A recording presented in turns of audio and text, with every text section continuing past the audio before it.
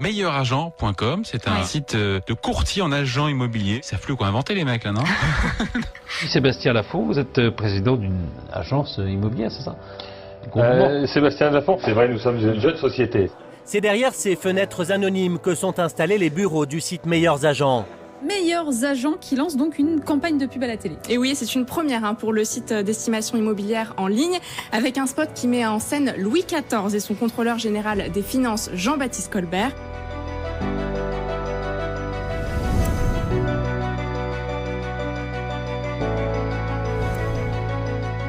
Dites-moi, c'est magnifique. Vraiment, Oui. Je vous dirais bien que je suis un peu jaloux parce que j'ai jamais eu des locaux comme ça. Mais c'est magnifique. Ce sont les 4e locaux. Non, on peut dire les 5e parce qu'au départ, il y avait l'appartement de Sébastien. Donc effectivement, des inaugurations, des découvertes de bâtiments, des équipes de plus en plus importantes. Combien êtes-vous aujourd'hui? 200. Et j'étais resté à 180. Il faut que je vienne plus souvent. Je vous laisse entrer. Oui, merci. Donc voilà. Super grand, hein? En fait, on va avoir une paillote. Donc c'est assez original. D'accord, très bien. Donc voilà, donc là ce sera l'espace un peu cuisine, déjeuner. Ouais. Je connais la société depuis avant même qu'elle soit créée. Donc, donc là c'est une très belle évolution. En fait. Oui. Ouais, non, je suis un ami de 30 ans de Sébastien en fait. D'accord, ok. On a fait HEC ensemble. C'est assez émouvant, je veux dire. Ouais, c'est assez émouvant parce qu'en fait, cette histoire a commencé avec un petit jeu de slide.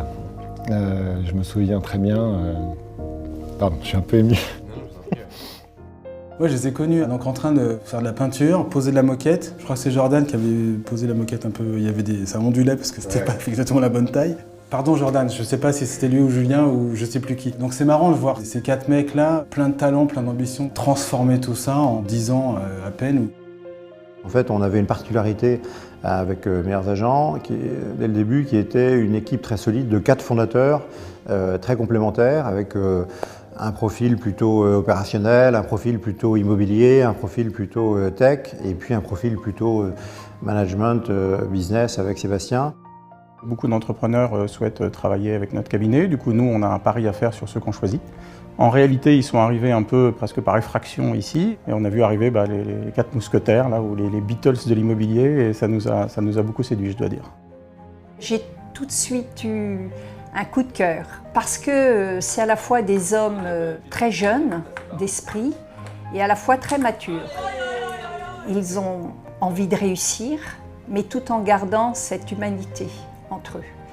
J'ai eu, je dois dire, le bonheur de faire la connaissance de Sébastien Lafont, qui a fait appel à mon cabinet alors qu'il ne savait pas comment procéder au montage d'une idée très originale. Ils étaient en train de se poser une question très simple et en même temps compliquée. Est-ce qu'on va pouvoir prospecter des gens dans la vente de biens immobiliers, recueillir des données sur eux et sur leurs besoins en ligne, par téléphone, et quel est le modèle économique de tout ça? Et donc il fallait faire des pilotes sur de la télévente, de la détection de projets, et j'ai commencé à intervenir pour eux comme consultant pour les aider avec mon savoir-faire, pour leur donner des pistes technologiques de process et marketing.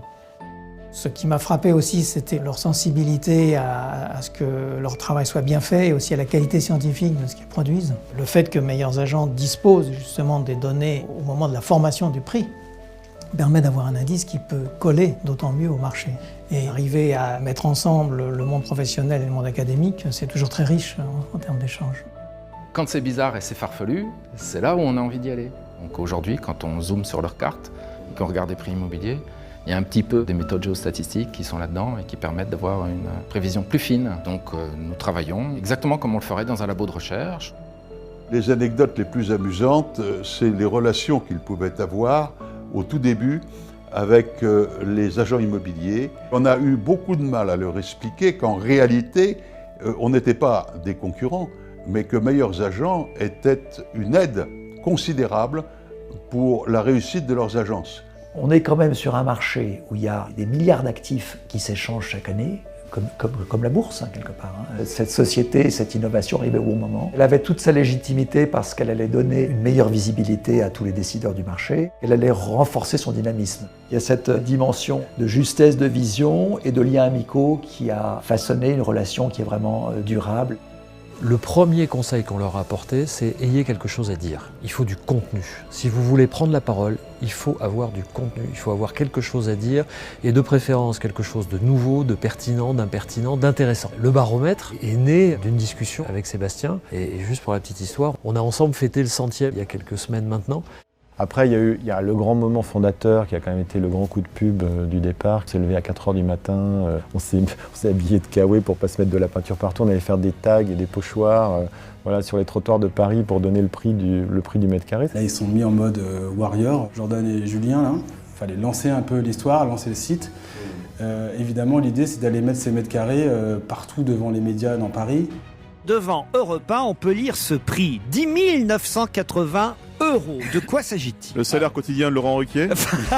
Non, c'est un vrai coup de pub formidable. C'est malin. Ce qui était assez drôle, c'est qu'il y avait toute l'énergie de tous les gens qui étaient là, qui étaient que des potes en fait. C'est ça leur force, c'est qu'ils ont réussi à fédérer tout le monde et tout le monde y croyait. La preuve aujourd'hui, c'est qu'on s'est pas gouré. Il y a toujours eu cette culture là aussi, à la fois de la solidarité et de la célébration du succès. Hein. Il y a eu des fêtes mémorables quand même. Hein.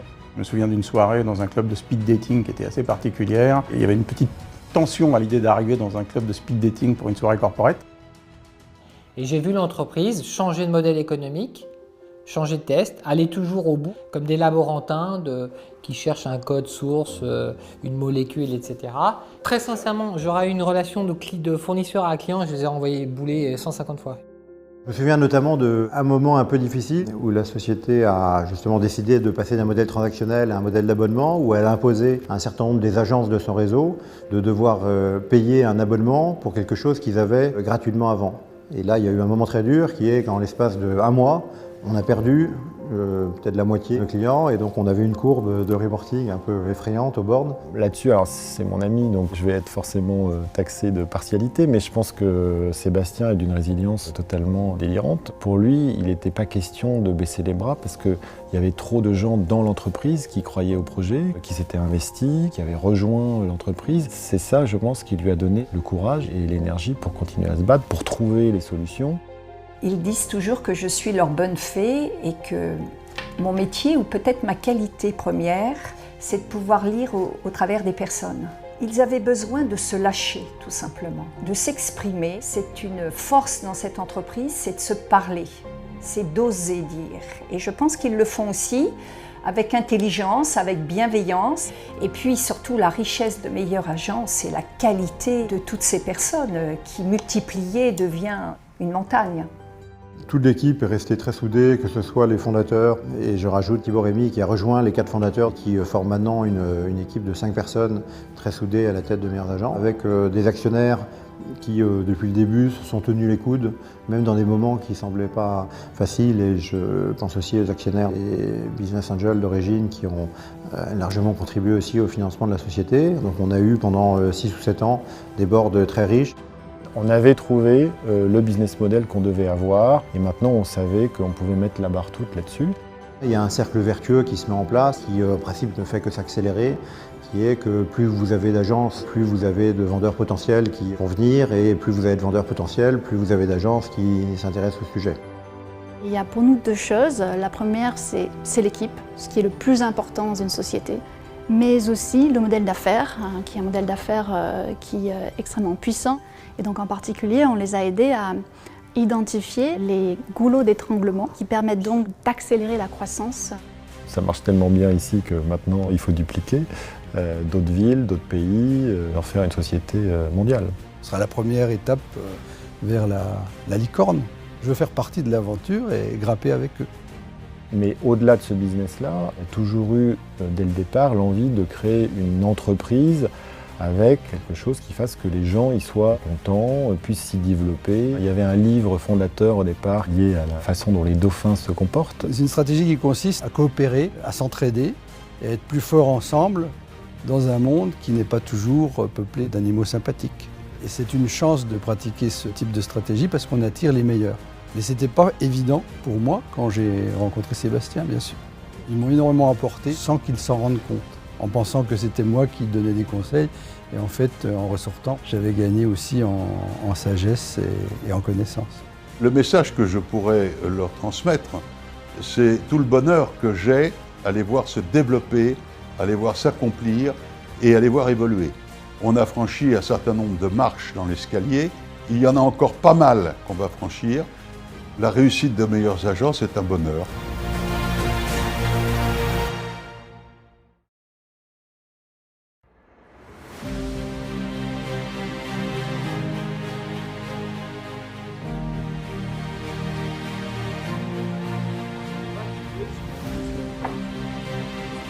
Mets-toi ici. C'est que des séries là, c'est de la... Non, toi.